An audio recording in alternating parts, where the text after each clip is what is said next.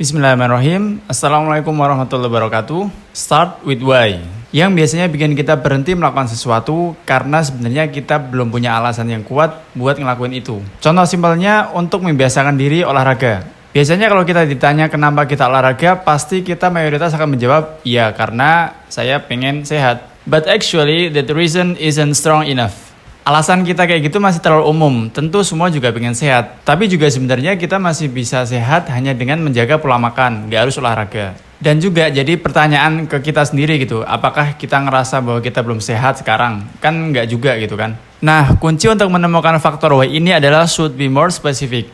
Contohnya gimana mas? Oke, kita ambil contoh misalnya kita pengen punya kebiasaan untuk jogging tiap pagi. Apa sih why terbesar kita supaya kita bisa rutin untuk jogging tiap pagi? Kita bisa coba implementasikan di ayat Al-Quran di surat An-Nisa ayat 34. Ar-rijalu qawwamuna 'alan nisa. Laki-laki itu pelindung untuk wanita atau istri. Nah, ini bisa jadi faktor why terbesar kita untuk senantiasa menjaga kesehatan dengan olahraga. Ayat tadi terkhusus untuk kita yang laki-laki.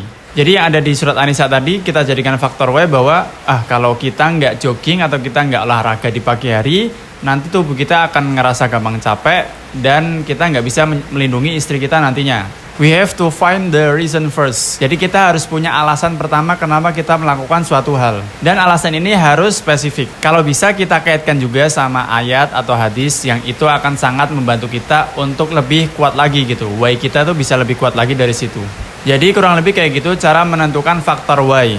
Kita harus benar-benar lebih spesifik kenapa kita melakukan suatu hal.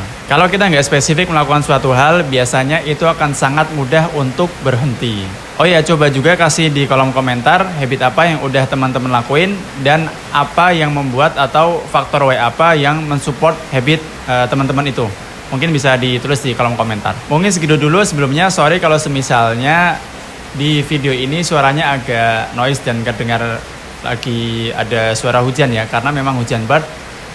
Ya, saya cuma ingin membiasakan ini gitu kan, karena saya udah jadwalkan hari Jumat sebisa mungkin bikin konten dan nggak peduli dengan keadaan yang terjadi gitu ya. Maksudnya nggak harus menunggu untuk sempurna gitu untuk membuat sebuah karya.